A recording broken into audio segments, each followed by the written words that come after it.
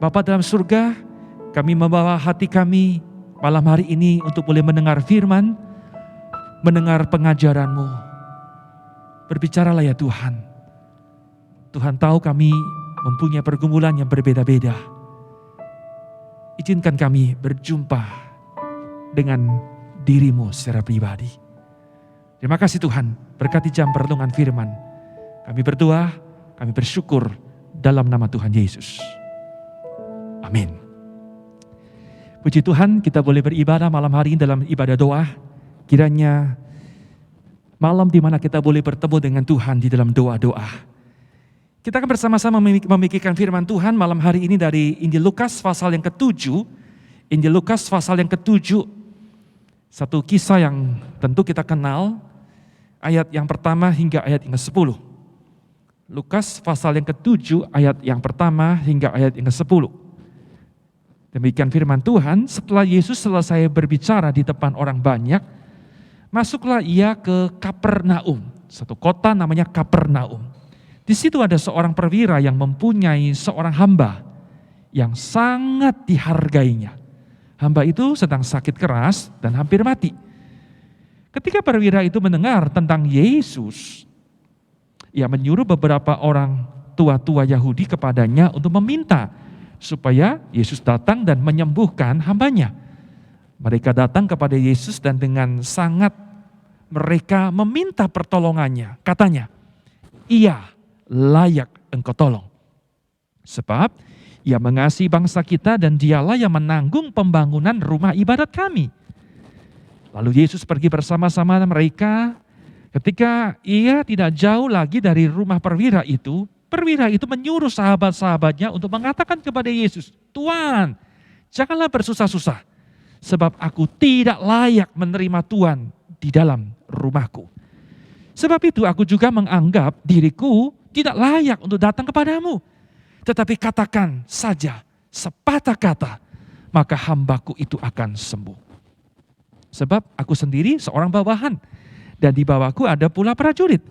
Jika aku berkata kepada salah seorang prajurit itu pergi, maka ia pergi. Dan kepada seorang lagi datang, maka ia datang. Ataupun kepada hambaku, kerjakanlah ini, maka ia mengerjakannya. Setelah Yesus mendengar perkataan itu, ia heran akan dia. Dan sambil berpaling kepada orang banyak yang mengikuti dia, Yesus berkata, aku berkata kepadamu, iman sebesar ini tidak pernah aku jumpai, sekalipun di antara orang Israel. Dan setelah orang-orang yang disuruh itu kembali ke rumah, didapatinya hamba itu telah sehat kembali. Demikian pembacaan firman Tuhan. Setelah seorang anak kecil kemudian bertemu dengan papanya dan berkata, Papa, berapa besar Allah itu? What's the size of God? Berapa besar sih Allah itu? Kemudian ayah ini mengajak anaknya keluar, kemudian melihat pesawat terbang yang kemudian lagi ada di udara, di angkasa. Papa mengatakan, nak, lihatlah pesawat itu. Berapa besar pesawat itu? Anak mengatakan, it's very small. Wah, kecil banget. Kemudian sang ayah mengajak anaknya pergi ke airport. Kemudian mulai mendekati airport dan kemudian melihat pesawat dari jarak yang dekat. Sangat dekat. Lalu papa berkata, berapa besar benda yang satu ini? Anak itu mengatakan, wow, besar sekali. Bapak Ibu sekalian, sesungguhnya pesawat itu besar atau kecil? Saya kira jawabannya adalah tergantung saudara melihat dari jauh atau dari dekat. Sama halnya dengan Allah. Dia adalah Allah yang tidak pernah berubah. Dia adalah Allah yang kekal adanya. Namun ia terlihat besar atau kecil, itu sangat ditentukan dari seberapa dekat hubungan kita dengan Dia. Ketika engkau dekat dengan Tuhan, semakin dekat, engkau melihat Allah itu adalah Allah yang besar, Allah yang perkasa, Allah yang ajaib sekali. Namun sebaliknya, ketika kau jauh dari Tuhan, sangat jauh dan semakin jauh, maka Allah terlihat terlalu kecil, bahkan tidak terlihat sama sekali. Semua ditentukan dari seberapa dekat hubungan kita dengan Tuhan. Seberapa dekat, atau saya mengatakan dengan kalimat sejauh mana kita mengenal Allah, sejauh mana kita mengenal Dia. Saudara sekalian, pengenalan akan Tuhan akan melahirkan iman yang benar. Pengenalan yang benar akan diiringi, diikuti dengan sebuah iman yang benar juga. Bapak Ibu sekalian, penulis Injil Lukas, khususnya pasal ke-7 ini, memaparkan bagaimana proses seseorang mengenal Tuhan Yesus.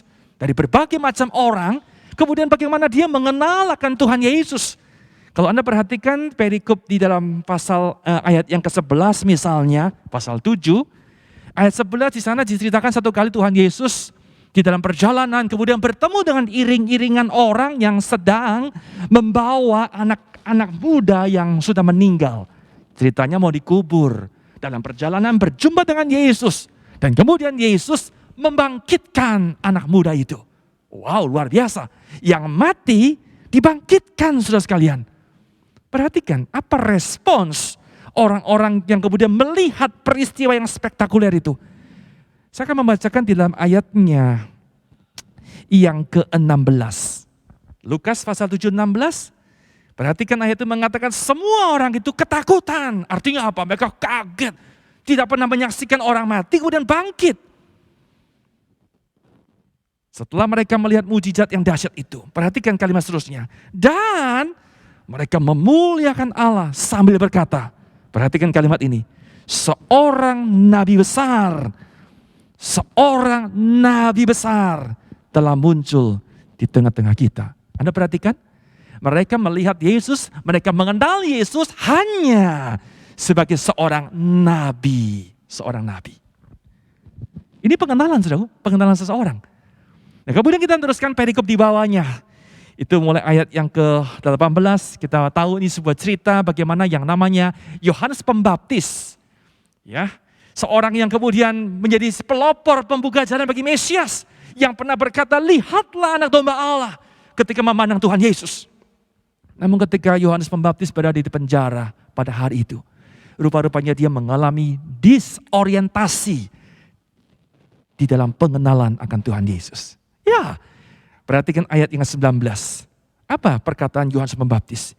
Dia berkata kepada murid-muridnya, tolong sampaikan kepada Yesus, engkaukah yang akan datang itu? Atau haruskah kami menantikan seorang yang lain? Saudaraku, Yohanes Pembaptis dia bingung. Dulu dia kenal Yesus adalah anak domba Allah yang menghapus dosa dunia. Namun dalam perjalanan waktu dia mengalami disorientasi. Pengenalannya menggoncang akan Tuhan Yesus. Sampai dia berkata, betul enggak kamu itu adalah Mesiasnya? Ataukah kami mencari orang yang lain? Pengenalan akan Tuhan Yesus. Yang terakhir, kalau Anda melihat perikop di bawahnya sekali lagi, pasal 7 bagian akhir, di sana diceritakan bahwa satu kali Tuhan Yesus diurapi oleh seorang perempuan berdosa. Seorang wanita berdosa yang dibuang oleh masyarakat, kemudian mengurapi Tuhan Yesus. Dan di akhir peristiwa itu, lalu Yesus berkata kepada wanita itu, Yesus berkata bahwa dosamu telah diampuni. Ini wanita berdosa, ini adalah orang yang disisihkan oleh masyarakat. Namun Yesus mengatakan dosamu telah diampuni. Perhatikan sekali lagi. Apa respon orang banyak yang ada pada malam itu? Ayat 49. Dan mereka yang duduk makan bersama dia, bersama Yesus. Berpikir dalam hati, siapakah ia ini? Siapakah Yesus ini? Sehingga ia dapat mengampuni dosa. Lagi-lagi, ternyata orang banyak pada hari itu tidak mampu mengenal siapakah Tuhan Yesus. Bapak Ibu sekalian perhatikan baik-baik. Ada 3 cerita tadi. Ada 3 kisah yang memperlihatkan bahwa sekalipun mereka adalah orang-orang Yahudi yang merasa sebagai umat pilihan Allah, bangsa kepunyaan Allah, keturunan Abraham, orang-orang yang ada di dekat Tuhan Yesus. Ternyata mereka belum tentu mengenal siapakah Tuhan Yesus itu. Setelah oleh karena itu penulis Injil, Dr. Lukas, dengan sangat tajam, dengan sangat cermat sekali. Seolah-olah Lukas ini ingin mengkontraskan ada 2 kelompok. Yang pertama ada kelompok orang yang mengaku sebagai umat Allah, bangsa pilihan, keturunan Abraham. Ternyata mereka tidak mengenal siapakah Tuhan Yesus. Tetapi di sisi yang lain, perikop di bagian awal, di awal pasal 7. Lukas memaparkan ada seorang asing, seorang Romawi, perwira Romawi. Jelas bukan orang Yahudi, jelas bukan umat Allah. Tidak pernah menyandang darah keturunan Abraham, tidak pernah, saudaraku. Namun ternyata orang ini adalah orang yang mengenal Tuhan Yesus. Ada yang kenal, ada yang tidak kenal.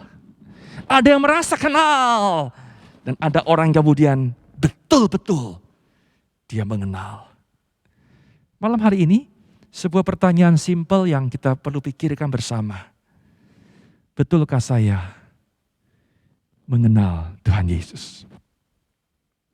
Sejauh mana saya mengenal Dia? Apakah saya hanya merasa kenal? Yesus seperti apa yang engkau dan aku kenal?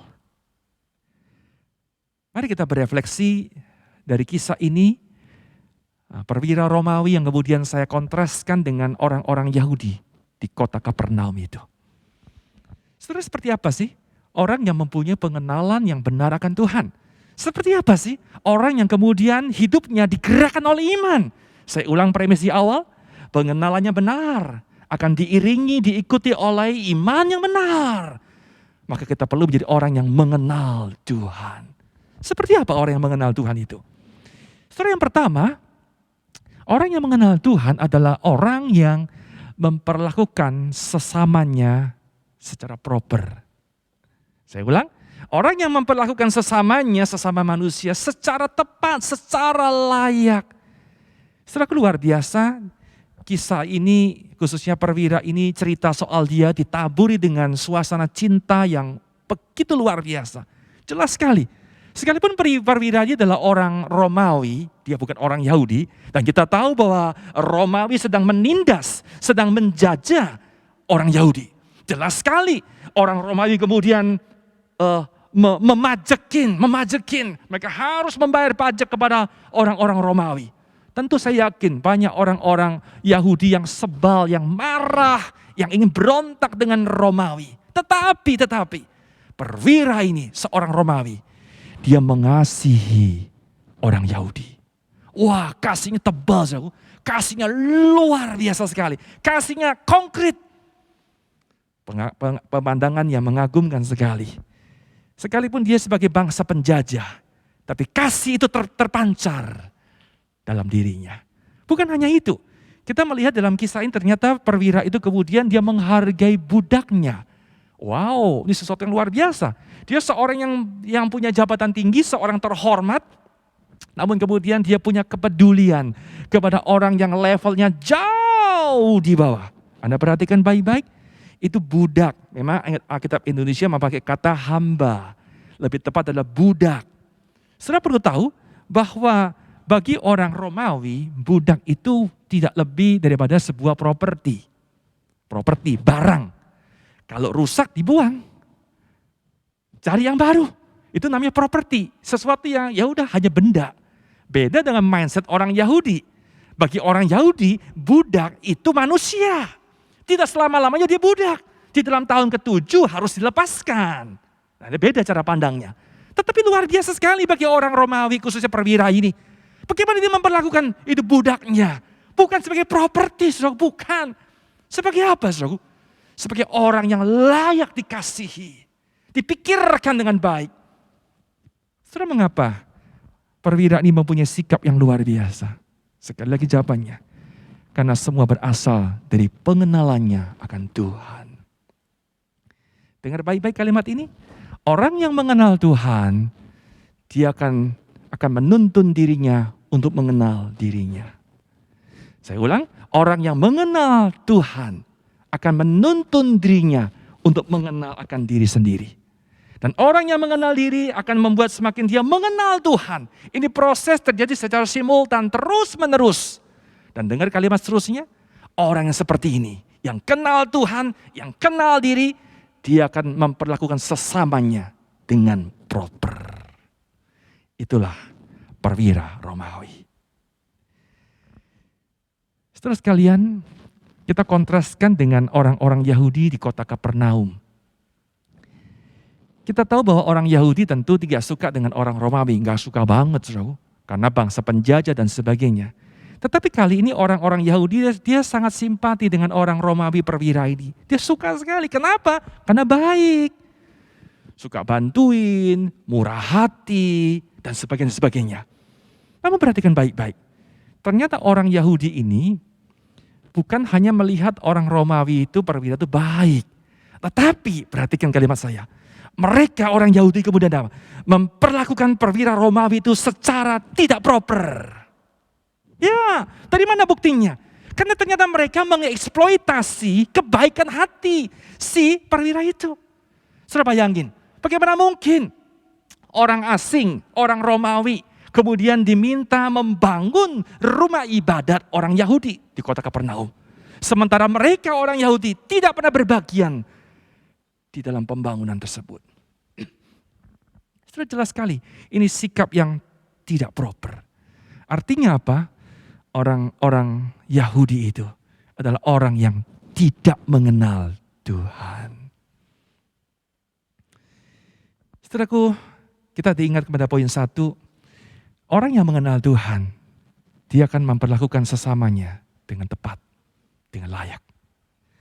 Saudara, saya pernah ketemu dengan seorang jemaat, kemudian ini beberapa bulan yang lalu, saudara, ketika suasana nggak terlalu mencekam seperti hari ini, kita dinner, ngobrol-ngobrol, dia bercerita banyak hal. Saya kagum sekali dengan orang ini, dengan bapak ini. Saya mengatakan ini adalah seorang yang mengenal Tuhan. Kenapa, saudara? Karena dia memperlakukan, mohon maaf, asisten rumah tangga, kemudian drivernya, dia perlakukan dengan sangat-sangat luar biasa. Saya kagum sekali, saudara. Saya mengatakan inilah orang yang kenal Tuhan.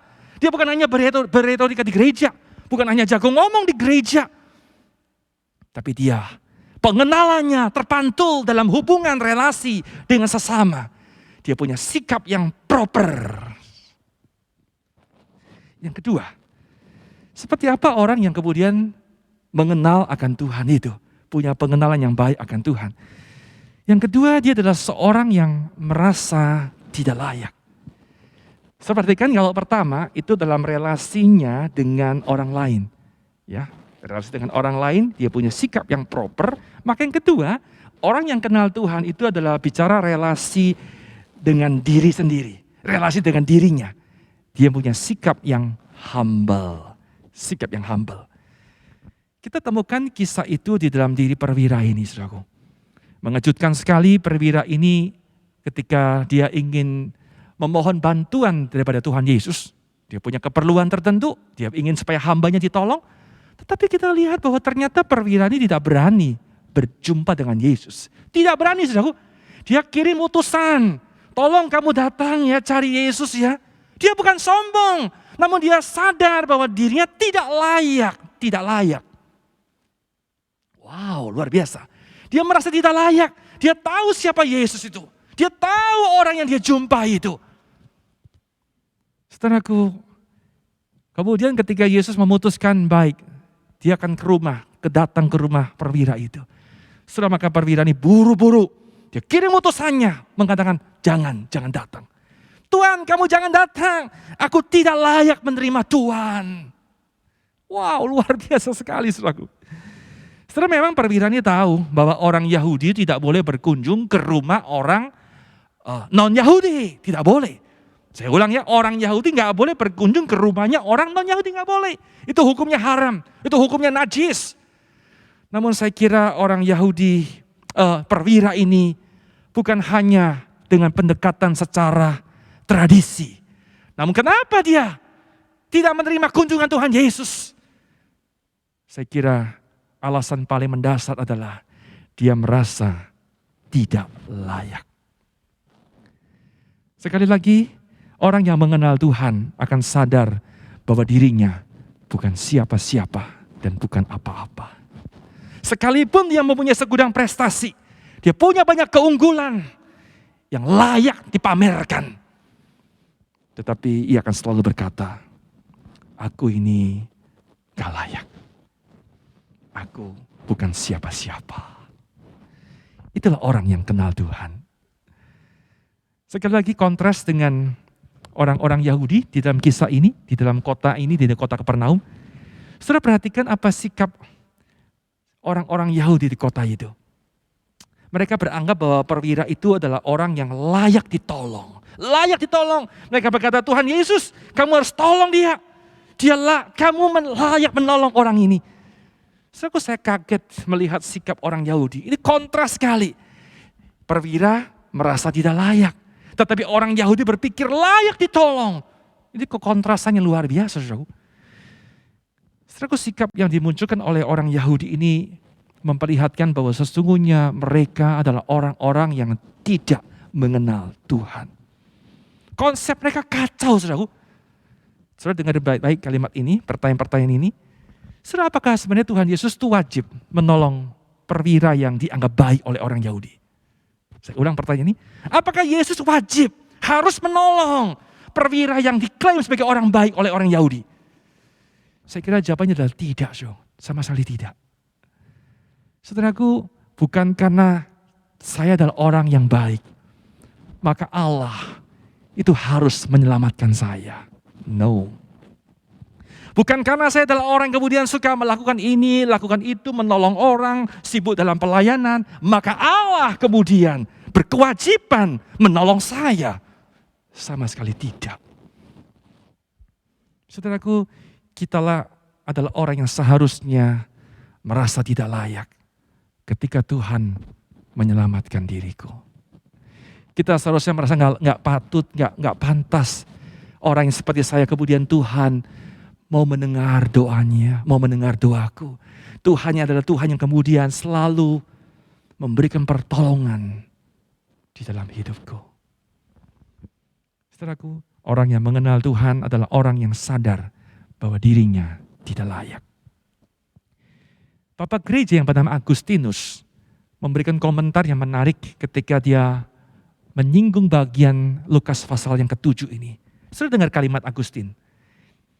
Dengan menganggap dirinya tidak layak, maksudnya perwira itu ya, anggap diri gak layak untuk menerima Kristus di rumahnya. Dia mengatakan, Tuhan, jangan Tuhan, aku gak layak terima kamu. Kalimat seterusnya daripada Agustinus, maka perwira itu dianggap layak untuk menerima Kristus dalam hatinya. Wah, luar biasa sekali, luar biasa sekali. Saudaraku, orang yang menganggap diri tidak layak adalah orang yang paling layak bagi Tuhan. Sekali lagi sikap ini lahir ketika dia mengenal Tuhan. Yang terakhir ketiga, seperti apakah orang yang kemudian mengenal Tuhan itu? Dari perwira ini kita menemukan bahwa yang ketiga dia adalah orang yang mengakui ketuhanan Kristus. The Lordship daripada Kristus sendiri. Setelah saya ulang, poin 1 bicara relasi dengan orang lain. Orang yang kenal Tuhan, relasi yang layak. Dia punya relasi yang baik, relasi yang dengan sesamanya dia punya sikap yang proper. Yang kedua, orang yang kenal Tuhan, dia punya sikap yang tepat pada dirinya. Dia mulai tahu diri, dia kenal diri, dia adalah orang yang humble sekali. Dan yang ketiga, relasinya dengan Tuhan sendiri. Seperti apa yang orang yang kenal dengan Tuhan? Orang yang tahu Tuhan, dia akan memakai sikap apa? Dia mengakui bahwa Tuhan adalah Tuhan. Yesus adalah Tuhan. Dia mengakui ketuhanan daripada Yesus Kristus. Luar biasa sikap yang muncul daripada perwira Romawi ini. Perhatikan baik-baik apa yang kemudian muncul ketika sebutan apa yang keluar dari mulut dia ketika dia memanggil Tuhan Yesus. Dia memakai kata Tuhan. Kurios. Sebutan yang luar biasa. Kurios, Tuhan, Master, Penguasa. Sebenarnya memang ini adalah sebutan yang menunjukkan sikap sopan. Namun saya kira bukan hanya soal sopan, saudaraku, tetapi yang luar biasa. Bukankah perwira ini adalah seorang kepala, dia seorang yang terhormat.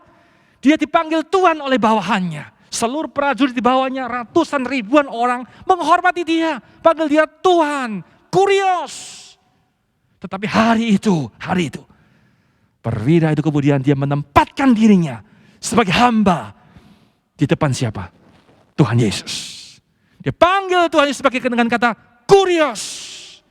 Tuhan. Apa artinya? Dia mengakui ketuhanan daripada Yesus.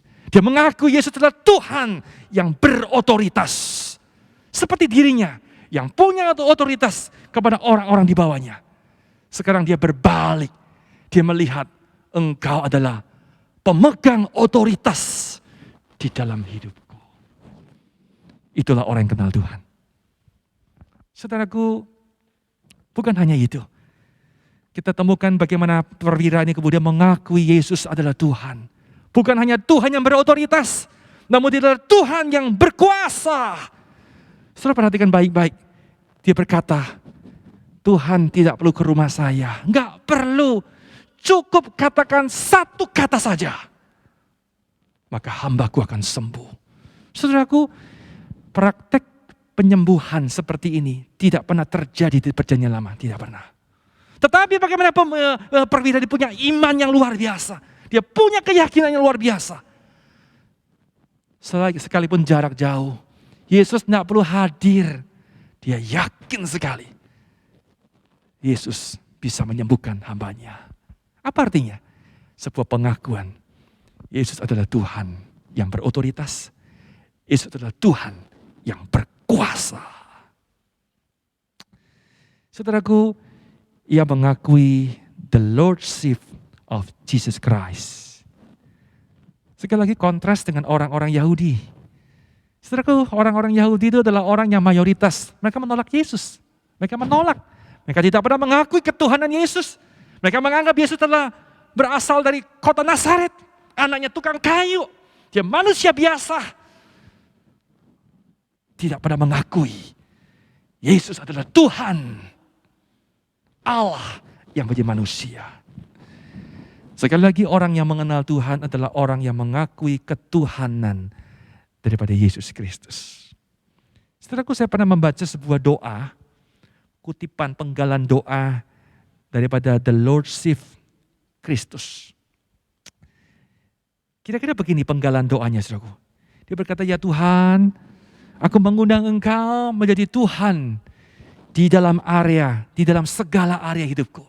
Jadi dia mempersilakan Tuhan, kamu adalah penguasa, kamu adalah Kurios, kamu yang in control dalam seluruh aspek hidupku. Di dalam doanya dia berkata, jadilah Tuhan atas akal budiku. Jadilah Tuhan atas imajinasiku. Wah luar biasa. Jadilah Tuhan atas kehendakku, atas emosiku, atas perasaanku. Perhatikan ya, semua dimensi hidupnya dikontrol oleh Tuhan.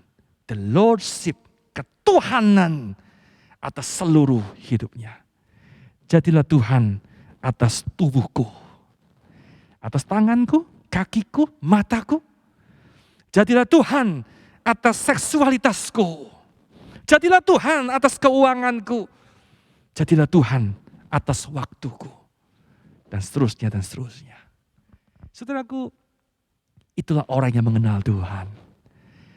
Dia akan membiarkan Tuhan in control dalam seluruh kehidupannya. Tidak ada satu ruang, satu inci, sekecil apapun di mana Tuhan tidak menguasai kehidupannya. Hari ini kita belajar bersama-sama perwira Romawi, orang asing. Yang kemudian pengenalannya akan Tuhan Yesus. Yang melahirkan sebuah iman yang luar biasa. Dan pada akhirnya Yesus kagum dengan iman perwira ini.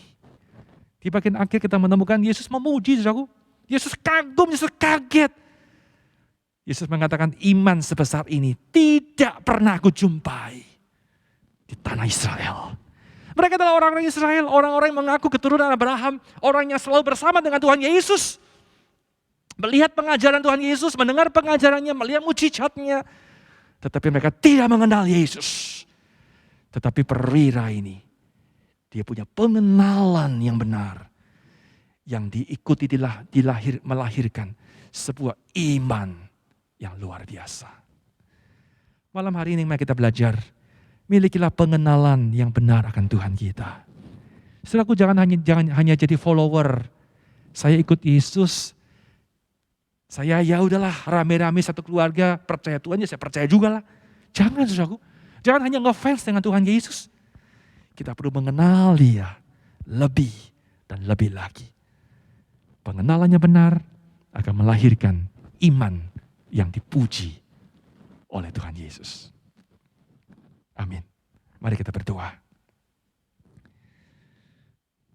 Bapa dalam surga, kami belajar malam hari ini bagaimana mempunyai kehidupan yang digerakkan dengan sebuah iman. Tuhan, kami adalah orang-orang yang telah percaya dan beriman kepadamu. Tetapi apakah kami adalah orang yang telah mengenal Engkau dengan sungguh? Ataukah kami hanya merasa kenal? Sejauh mana kami mengenal diri-Mu ya Tuhan? Maka biarlah mulai hari ini kami akan menjadi orang yang sungguh-sungguh mengenal Tuhan lebih dan lebih lagi. Kami malu melihat kehidupan perwira Romawi. Dia bukan orang umat kepunyaan Tuhan, tetapi kehidupannya jauh melampaui orang-orang yang dekat dengan Tuhan. Tolonglah kami Tuhan. Kami membutuhkan anugerah-Mu untuk boleh mempunyai pengenalan. Izinkanlah diri-Mu ya Tuhan untuk boleh menyingkapkan, membukakan. Maka kami boleh lebih kenal akan diri-Mu yang agung dan besar itu. Terima kasih. Tuhan berkati seluruh jemaat-Mu di tengah-tengah perjalanan yang tidak mudah ini. Dengan iman yang besar, dengan imannya benar, kami boleh menghadapinya. Terima kasih Tuhan. Dengarkan doa kami. Dalam nama Tuhan Yesus kami berdoa. Amin. Selamat malam, ibadah doa selesai. Tuhan Yesus memberkati saudara.